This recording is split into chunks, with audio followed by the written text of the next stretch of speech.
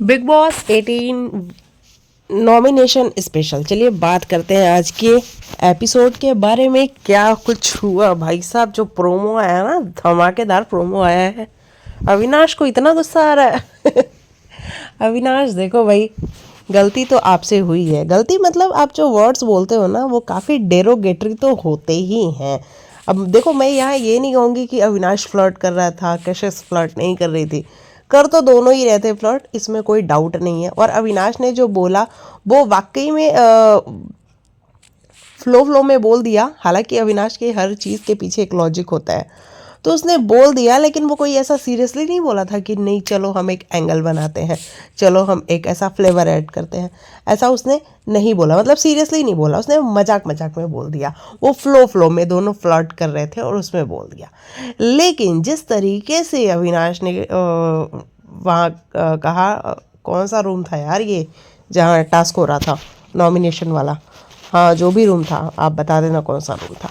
उस रूम में जिस तरीके से उसने कहा कि मैं आया था या आप आई थी, वो वाकई में थोड़ा सा अजीब था। उसके बाद से कशिश ने खटिया खड़ी की। फिर आपका अविनाश को पता है कि वो चाहत के साथ भी कितना गंदा गया था। चाहत मुझे ऐसे देखना चाहती है, मुझे गीले बालों में देखना चाहती है, चाहत मुझे शर्टलेस देखना चाहती है। आज वो उसने फिर कशिश के साथ भी करने की कोशिश की, लेकिन कशिश भैया रुकने वाली नहीं थी और उसने गालियाँ वालियाँ भी बकी, जिसके बाद भाई मामला गड़बड़ और गड़बड़ हो चुका है। और अब अविनाश को इतना गुस्सा आ रहा है कि मेरे से एक ही क्वेश्चन ईशा बार बार क्यों पूछ रही थी, क्योंकि ईशा ने सही बोला कि भाई अगर हो गया है, फ्लो फ्लो में बात निकल गई है मुंह से, तो सॉरी बोलो, बात खत्म करो। लेकिन अब अविनाश के ईगो पे भी तो आ गई है ना। अविनाश को लग रहा है कि मैं कशिश को सॉरी बोलूँ, नहीं नहीं ऐसा मैं कैसे कर सकता हूँ। तो चलिए, ये है पूरा मामला। वहीं आज का जो एपिसोड था वो समीकरणों से भरा हुआ था। हर इंसान समीकरण बना रहा है, क्योंकि सबको पता है कि अब लोग कम हैं, अब दिन नज़दीक आ रहे हैं फिनाले के। तो अब समीकरण जिसके ज़्यादा मजबूत रहेंगे वो फिनाले तक पहुंचेगा, और जिसके समीकरण कमज़ोर होंगे वो भाई बाहर हो जाएगा। तो आपने देखा होगा कि आज रजत अपने समीकरण बनाता हुआ नजर आ रहा था। हालांकि वो तो हमेशा समीकरण बनाता है, लेकिन अब उसको ये लग रहा है कि अपनी टीम में भी जो लोग हैं वो थोड़े से कम हैं, तो हम किधर जाएं, विविन की ओर जाएं या करण की ओर जाएं। अच्छा, आज उसने ईशा से ये भी कहा कि भैया मुझे अविनाश पे बिल्कुल भी भरोसा नहीं है, वो कब किसको धोखा दे देगा ये बात कहीं नहीं जा सकती है। अच्छा, कुछ दिन पहले आपको याद हो तो रजत ने ही कहा था अविनाश से कि मुझे विविन पे भरोसा नहीं है, याद है, किचन एरिया में। तो ये रजत ने कहा था कि मुझे विवेन पे भरोसा नहीं है, लेकिन आज वो कहता है कि मुझे अविनाश पे ही भरोसा नहीं है। तो ये सारी चीज़ें हमें बहुत क्लियरली देखने को मिली। वहीं विवेन डिसेना को भी टाइम गॉड बनना है भाई। उनका भी कहना है कि हम भी चाहते हैं कि हम टाइम गॉड बने, क्योंकि भैया लास्ट का मौका है। अगर यहाँ टाइम गॉड नहीं बने, यहाँ अगर कुछ नहीं हुआ, तो फिर तो भाई बेकार हो जाएगा। वैसे विवेन के गेम की बात की जाए तो वाकई में विवेन का गेम बहुत ज़्यादा डाउन जा रहा है ना। इस पे कोई दो राय है ही नहीं। उनकी वाइफ के आने के बाद से लोगों को लगा था कि विवेन का गेम काफ़ी अच्छा होगा, काफ़ी विवेन कुछ करेंगे, लेकिन भाई जिस तरीके का गेम विवेन का होता जा रहा है ना, मतलब सोचो ना, वो शिल्पा से ताने मार रहा है, शिल्पा से लड़ रहा है, तो क्या कर रहे हो विवेन। करण खुले में कह रहा है कि विवेन मेरे से लड़ ले, मेरे से बात कर ले, लेकिन उसको करण को भाव नहीं देना है। आपने कल देखा ना, वो अविनाश को कह रहा था कि करण तेरे से लड़ना चाहता है, लेकिन तू उसे भाव मत दियो। ये भाव देने वाली बात नहीं है। आप किस किस को भाव नहीं दोगे, खुद को इतना सुपीरियर समझ रहे हो और सामने वाले को कुछ भी नहीं समझ रहे हो, यही सबसे बड़ी प्रॉब्लम है विवियन। सबसे बड़ी प्रॉब्लम यही है कि आपको लग रहा है कि करण तो यूं ही है, ये तो जोक है। आपने पहले भी बोला था ना कि इसको तो हम जोक की तरह लेते हैं, ये तो मजाक है, ये खुद ही एक मजाक है। तो आप आज भी करण को मजाक समझ रहे हो, लेकिन भैया वो समय निकल गया जब करण कुछ नहीं कर रहा था। अब तो करण भाई छा रहा है ना, सीरियसली छा रहा है। और कल का प्रोमो देखे रजत के साथ जिस तरीके की भिड़ंत हो रही है, वो सब चीज़ें भी दिख रही हैं। और कल तो मुझे लग ही नहीं रहा है कि विवेन डिसेना की एक भी क्लिप आएगी, क्योंकि कल अविनाश का सारा सारा दिखा देंगे कि वो किस तरह से तोड़म ताड़ी कर रहा है, और उसके बाद से करण और रजत के बीच में भैया गुत्थम गुत्थी हो रही है, तो वो सब कुछ चलेगा। तो विवेन आपको जागना तो पड़ेगा ही, लेकिन अब जाग के भी फ़ायदा नहीं है ना, क्योंकि देर बहुत ज़्यादा हो चुकी है ऑलरेडी, बहुत समय निकल चुका है। है ना। तो ये वाली सारी चीज़ें नज़र तो आ रही हैं और विवेन का गेम भाई ख़राब होता जा रहा है। चुम ने भी आज कह दिया कि आपका कंट्रीब्यूशन क्या। अच्छा, आज घर में कंट्रीब्यूशन को लेके भी बहुत बात हुई। आज जो नॉमिनेशंस हुए हैं उसमें भी कंट्रीब्यूशन मेन मुद्दा रहा है कि किसका कितना कंट्रीब्यूशन है। देखो मेरे हिसाब से अगर मैं कंट्रीब्यूशन देखने जाऊँ ना, अविनाश नंबर 1 पे है। उसको तो कोई डाउट ही नहीं है कि कोई अविनाश को कहते कि उसका कंट्रीब्यूशन नहीं है। भैया डे 1 से बंदा लगा हुआ है ना। जब कोई कुछ नहीं कर रहा था तो भी अविनाश लड़ रहा था, तो भी अविनाश के मुद्दे थे। अविनाश डे 1 से लगा हुआ है, तो कंट्रीब्यूशन में तो है ही उसका नंबर 1 पोजीशन। उसके बाद रजत दलाल का नंबर आता है। भैया रजत दलाल भी बिना थके बिना हारे लोगों की गुद्दियाँ पकड़ता हुआ, खम्भे पे लटकाता हुआ, विवेन के कान में बोलता हुआ, करण को टाइम गॉड नहीं बनने दूंगा, ये बातें करता हुआ कंटिन्यू लगा पड़ा है। तो रजत दलाल का भी कंट्रीब्यूशन बहुत ज़्यादा है शो में। उसके बाद अगर हम बात करने जाएं तो अब करणवीर मेहरा नज़र आते हैं हमें, क्योंकि पहले बिल्कुल गायब थे करण को ऐसा लगता था कि क्यों ही, मतलब वो छोटी चीज़ें समझता था। करण गायब नहीं था, लेकिन उसको लगता था कि छोटी छोटी बातों पे क्यों ही लड़ना है, इन बातों को तो इग्नोर करके भी हम आगे बढ़ सकते हैं। लेकिन जिस दिन से उसने छोटी बातों को भी इग्नोर करना छोड़ दिया, उसके बाद से देखो वो धमाल कर रहा है। और करण का भी कंट्रीब्यूशन है बहुत बड़ा वाला। शिल्पा जी की बात कर लेते हैं। भाई शिल्पा जी भले करण अर्जुन करके कर रही हो, लेकिन शिल्पा जी का भी बहुत बड़ा कंट्रीब्यूशन है शो के अंदर। चाहे विवेन के साथ उनका रिश्ता नोक झोंक वाला रहा हो, पहले प्रियोरिटीज़ वाला रहा हो, फिर करण के साथ बैक स्टैबिंग वाला रिश्ता रहा हो। जिस तरीके से शिल्पा कंटिन्यू उसको बैक स्टैब करती रही, लेकिन बावजूद उसके करण ने कभी उनका हाथ नहीं छोड़ा, ये सारी चीज़ें रही हैं। तो शिल्पा का भी कंट्रीब्यूशन डे 1 से है। अविनाश के साथ रिश्ते कैसे खराब हुए थे, जहाँ पे शिल्पा अनशन पे पहुंची हुई थी, याद है आप सबको। तो ये सारी चीज़ें देखने को तो मिली ही थी। तो शिल्पा भी डे 1 से लगी पड़ी है। बिग बॉस के ताने, बिग बॉस का सरकाइज्म, हर चीज़ को शिल्पा लेके आज तक चलती हुई आ रही हैं। तो ये सारी चीज़ें भी हमें देखने को मिलती हैं। फिर विवेन डिसीना की बात करें तो विवेन देखो था, उसका कंट्रीब्यूशन था। जब करण कुछ नहीं कर रहा था ना, तो विवेन का कंट्रीब्यूशन था। विवेन करण को ताने भी मारता था, शिल्पा से भी कहता था कि शिल्पा जी 50 दिन मेरे, 50 दिन करण के, लेकिन 50 दिन जो फिक्स थे वो मेरे, अब 50 दिन फिक्स नहीं है, वो करण के नाम है। तो ऐसे वाले सरकाइज्म वो शिल्पा के साथ भी करता था। लेकिन पता नहीं क्यों धीरे धीरे वो 2-3 हफ्ते डाउन गया, और उसके बाद से उसकी वाइफ आई। उसकी वाइफ ने कहा भी कि करण से दूर रहो, शिल्पा से दूर रहो, अविनाश से दूर रहो, ईशा से दूर रहो। लेकिन विवेन उसके बाद वो और लो चला गया उठने की जगह पे। तो भाई ये वाली दिक्कत विवेन सेना के साथ आ तो रही है। अब चुम श्रुतिका की बात करें तो श्रुतिका भी अपने हिस्से का कंटेंट देती हुई आई है, इसमें कोई डाउट नहीं है। लेकिन आप देखोगे कि कल से ही श्रुतिका की फुटेज बहुत कम है। मतलब कल भी वीकेंड के वार पे आपने देखा कि कल फुटेज ही नहीं थी श्रुतिका की। और आज भी मतलब वो टास्क कराने के नाम पे सिर्फ गिफ्ट्स बंटवाए हैं बिग बॉस ने, और श्रुतिका ने बिल्कुल आत्मसमर्पण कर दिया है कि अब तो जो करण कहेगा, जो चुम कहेगी, मैं वही करूँगी, बाकी और मुझे किसी से लेना देना नहीं है। तो आज चुम और करण के कहने पे आपने देखा कि किस तरीके से उसने गिफ्ट्स बांटे और अपनी टीम को सेव कर लिया, ये किया श्रुतिका ने। और जो कि अच्छी बात है भाई, आप किसी टीम के साथ हो, किन्हीं लोगों के साथ हो, तो आप उनके साथ ही रहो, तो इसमें ज़्यादा समझदारी लगती है। ये वाली चीज़ नजर है। अच्छा, अविनाश ने देखो आज फिर एक बार तिल्ली लगाने की कोशिश की श्रुतिका को। मतलब करण को तिल्ली लगाना कहते थे, लेकिन आजकल तो घर में सारे ही तिल्ली लगाने पे लगे हुए हैं। जैसे उसने कहा कि अच्छा श्रुतिका एक बात देख, करण और चुम तुम्हारे दोस्त थे तो वो मुझे मना भी तो कर सकते थे ना, कि भाई तू रहने दे, तू इंटरफेयर मत कर, हम कर लेंगे आपस में। लेकिन उन्होंने ऐसा नहीं किया। तो ये कैसी दोस्ती है भाई। मतलब वो भी अपने समीकरण बना रहा था कि ये टाइम गॉड है, श्रुतिका आज नॉमिनेशन है, तो क्या पता श्रुतिका अपने फेवर में आ जाए, है ना। तो ये वाली सारी चीज़ें श्रुतिका की, अविनाश की हमें देखने को मिली। चलिए हम सीधा सीधा नॉमिनेशन पे ही बात कर लेते हैं, क्योंकि आज मेरी यहाँ वाईफाई मेरा कट चुका है और मैं वीडियो अपलोड करूँगी अपने फ़ोन के नेट से, और मुझे होगी बहुत ज़्यादा दिक्कत, क्योंकि फ़ोन के नेट से वीडियो अपलोड होती नहीं है। मतलब सोच लो आप, अगर मैं अभी अपलोड करूँगी तो वो 2-3 घंटे तो लेगा ही, और अभी 12 बज रहे हैं, तो 2 बजे से पहले वीडियो अपलोड होगी नहीं। तो ये वाले सारे पंगे मेरे साथ होंगे, लेकिन फिर भी काम तो करना ही है। वीडियो चले ना चले, हमें तो लगे रहना है, काम करते रहना है। चलिए मैं नॉमिनेशन की बात कर लेती हूँ कि किसने किसको नॉमिनेट किया और क्या क्या रीज़न दिए। तो सबसे पहले भैया अविनाश को बुलाया गया। अच्छा पहले मैं गिफ्ट्स की बात कर लेती हूँ कि श्रुतिका ने किसको किसको कितने कितने गिफ्ट्स दिए। तो श्रुतिका ने करण और चुम को 5-5 गिफ्ट दिए, उसने चाहत को 4 गिफ्ट दिया और सारा जी को सारा नहीं सॉरी यार सारा जी मैं कैसे बोल रही हूँ, शिल्पा जी को 4 गिफ्ट्स दिए। फिर उसने रजत को 3 गिफ्ट्स दिए, हालांकि वो कन्फ्यूज़न के बाद आया लेकिन आया। मुझे समझ नहीं आता वो सारा के पास बार बार कैसे चली जाती है। श्रुतिका का क्या कोई बॉन्ड है क्या सारा के साथ, क्योंकि मैंने तो नहीं देखा है। लेकिन सारा उस दिन नॉमिनेशन में भी आपने देखा होगा कि उसने टॉप 6-7 में रखा हुआ था सारा को, जबकि वहाँ वो दिग्विजय को रख सकती थी, लेकिन फिर भी उसने सारा को रखा हुआ था। आज जब गिफ्ट्स डिस्ट्रीब्यूट करने की बारी आई तो भी उसने 3 गिफ्ट ले जाके सारा को दिए। तो हो सकता है कि सारा के साथ उसका कोई बॉन्ड हो, क्योंकि मैंने तो नहीं देखा है सारा के साथ श्रुतिका का कोई बॉन्ड।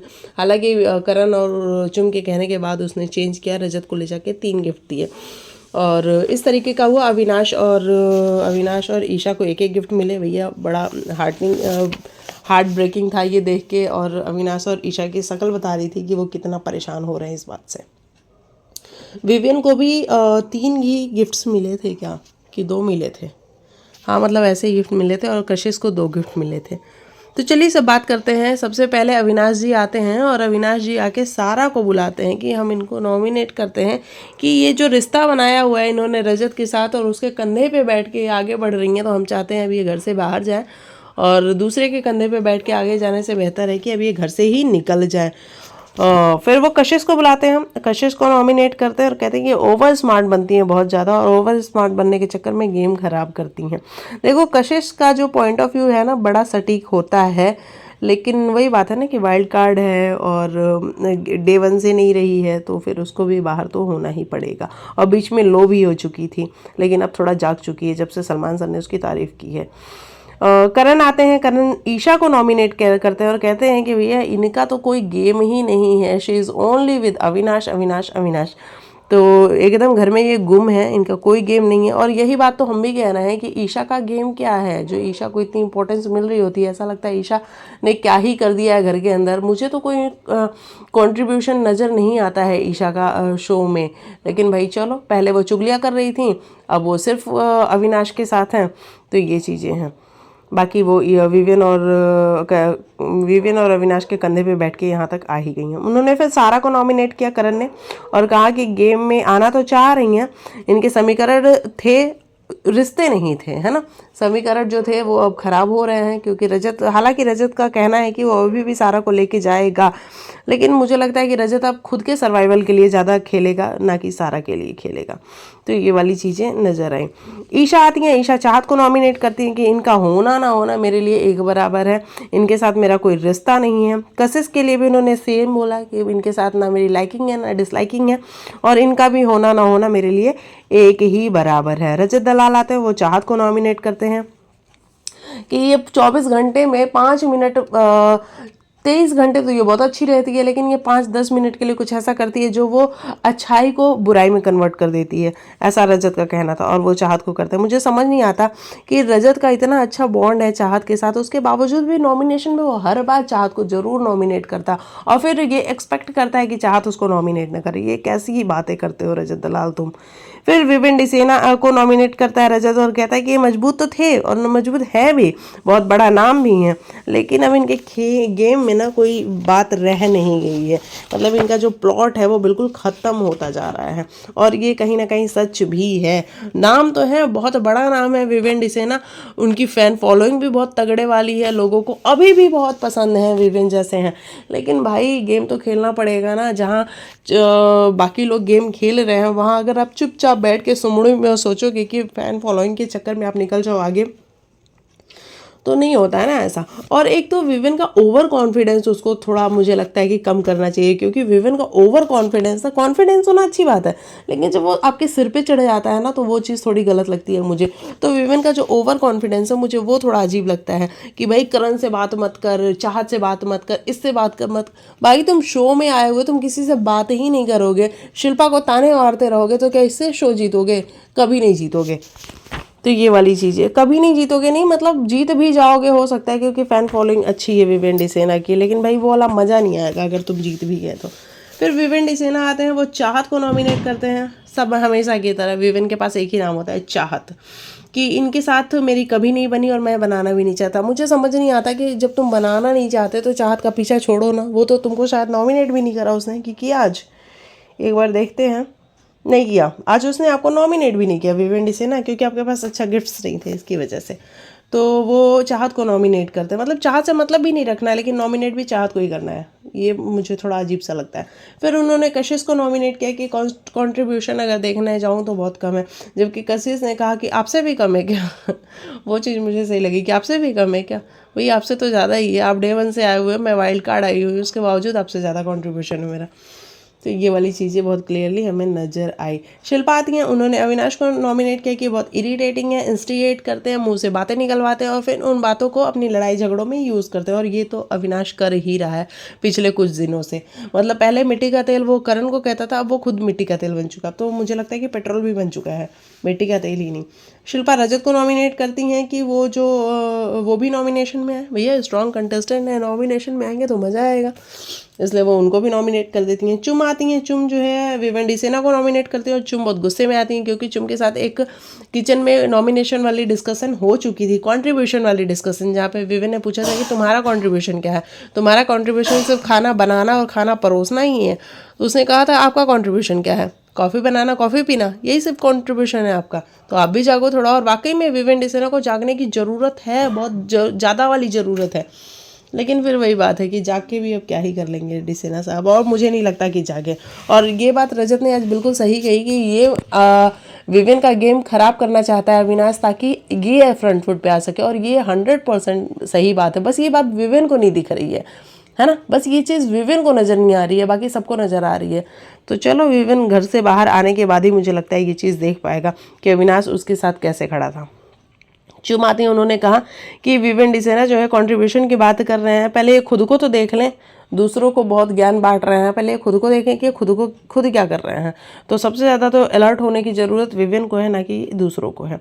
वो रजत को नॉमिनेट करती हैं कि मेरे फ्रेंड को नहीं, इसलिए मेरे फ्रेंड, हाँ, वो करण को नॉमिनेट नहीं करना चाहती थी, इसलिए उन्होंने रजत को नॉमिनेट किया, और समीकरण मत तोड़ना ऐसा भी बोला। और जहाँ से ये क्लियर हो गया कि भैया अब करण और चुम के साथ समीकरण रजत का बनने वाला है। लेकिन ये कैसा समीकरण है भाई, आज समीकरण बन रहा है, कल तो रजत और करण लड़ते हुए नजर आ रहे हैं, गुत्थम गुत्थी करते हुए नजर आ रहा है, तो ये तो गलत समीकरण मुझे लग रहा है बन गया। लेकिन हाँ, जो भी है समीकरण तो बना ही है।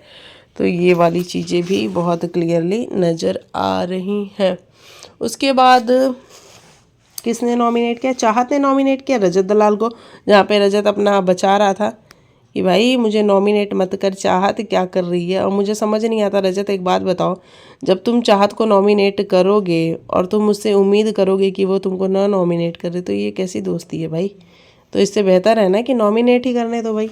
हाँ, तो चाहत ने रजत को नॉमिनेट कर दिया कि लो भाई रिटर्न गिफ्ट लेना ज़रूरी है ना, तो return gift low, tit for tat. चुम ने नॉमिनेट किया कि चुम को उसने नॉमिनेट किया कि पहले से बहुत ज़्यादा एक्टिव हो चुकी हैं, लेकिन फिर भी अभी थोड़ा बहुत उसमें और एक्टिवेट होने की ज़रूरत है। सारा आती हैं, वो शिल्पा जी को नॉमिनेट करती हैं कि दिग्विजय के जाने में आपका हाथ था, इसलिए मैं आपको नॉमिनेट। सारा का तो एक अलग ही मेरे को लगता है कि उसके जो समीकरण होते हैं ना, और उसकी जो बातें होती हैं एक अलग तरीके की। वो अभी भी अरफीन पे अटकी हुई है कि अरफीन के साथ तुमने ऐसा किया था। भैया अरफीन के गए हुए एक ज़माना बीत गया, सारा कहाँ हो तुम, अब तुम्हारे जाने की भी बारी आ चुकी है। केवी को नॉमिनेट करती हैं कि ये सबको ब्रेन बांटता रहता है, प्री वर्कआउट करके फायर होता रहता है, और इस तरीके की चीज़ें। उसके बाद से आपको बता देगी कौन कौन नॉमिनेट हुआ। तो ईशा नॉमिनेट हुई, अविनाश नॉमिनेट हुआ, विवेन डिसेना, सारा अरफीन, कशिश, रजत, चाहत, यानी कि 1 2 3 4 5 6 7 लोग नॉमिनेट हो चुके हैं घर से बेघर होने के लिए। अब इसमें से जाएगा कौन, ये बहुत देखने वाली बात है। हालांकि चुम बिग बॉस ने खुद ही बता दिया आज प्रोमो में भी, क्योंकि ये बात बहुत ज़्यादा लीक भी हो चुकी थी कि चुम टाइम गॉड बन चुकी हैं। लेकिन आपको एक खबर और दे दें कि चुम टाइम गॉड तो बन चुकी हैं, उसके साथ ही साथ चुम फायर भी हो चुकी हैं, क्योंकि सारा अरफीन ने घर में कोई ड्रामा किया है, जो घर में राशन था उसको भी छुपा दिया, और उसके बाद से बिग बॉस को ये कॉल लेना पड़ा कि हम आपको फायर करते हैं चुम दारंग। तो अब अगर चुम टाइम गॉड नहीं है तो फिर क्या बिग बॉस दूसरा टाइम गॉड बनवाएंगे? ये सब कुछ देखना बड़ा ही दिलचस्प होगा। वैसे चुम टाइम गॉड होती तो फाइनल में पहुंच जाते भैया, ये 4 चौकड़ी जो है बची हुई है, क्योंकि चुम श्रुतिका को भी लेके जाती। चलो शिल्पा और करण जाते वो तो एक अच्छी बात थी, लेकिन श्रुतिका भी जाती, जो कि बिग बॉस बिल्कुल नहीं चाहते हैं, क्योंकि बिग बॉस को अब श्रुतिका की कोई ज़रूरत नहीं है। जब ज़रूरत थी तब श्रुतिका से बातें होती थी, तब अर्जुन की भी बातें होती थी, अर्जुन बैंकॉक गया ये भी बातें होती थी, लेकिन अब ज़रूरत ख़त्म हो चुकी है, क्योंकि अब शो अब अपने अंतिम पड़ाव पे है। और जब अंतिम पड़ाव पे है तो भैया अपने फाइनलिस्ट ढूंढेगा बिग बॉस, या फिर श्रुतिका और अर्जुन की बातें करेगा, है ना। तो ये वाली सारी चीज़ें नज़र आए। फिलहाल 7 के 7 लोग नॉमिनेटेड हो चुके हैं, 7 के 7 नहीं, इनमें से 7 नॉमिनेटेड हो चुके हैं, और घर से बेघर आई थिंक अब कशिश और सारा हो सकती हैं। उसके बाद श्रुतिका और चाहत का भी नंबर आ सकता है, क्योंकि अगर कंट्रीब्यूशन की बात देखने जाए तो भैया चाहत का भी अब कुछ गेम बचा नहीं है, या फिर चाहत अगर जो कुछ करती भी होंगी घर के अंदर वो अब शायद बिग बॉस को दिखाने जैसा लगता नहीं है, इसलिए बिग बॉस दिखाते ही नहीं है उसकी कोई भी क्लिप। तो अगर हम बात करें कंटेंट काटने की, तो चाहत का भी कंटेंट बिल्कुल नहीं दिखाया जा रहा है पिछले काफ़ी दिनों से, 3-4 दिनों से बिल्कुल ही गायब है चाहत का एपिसोड, चाहत का जो कंटेंट है। तो चलिए ये रहा मेरे हिसाब से आज के एपिसोड का रिव्यू। बाप रे 20 मिनट की वीडियो बन चुकी है, अभी अपलोड कैसे होगी? ओह माय गॉड, वाईफाई अभी भी नहीं आया। चलो मिलते हैं नेक्स्ट वीडियो में, तब तक के लिए बाय बाय, टेक केयर, अपना ख्याल रखो।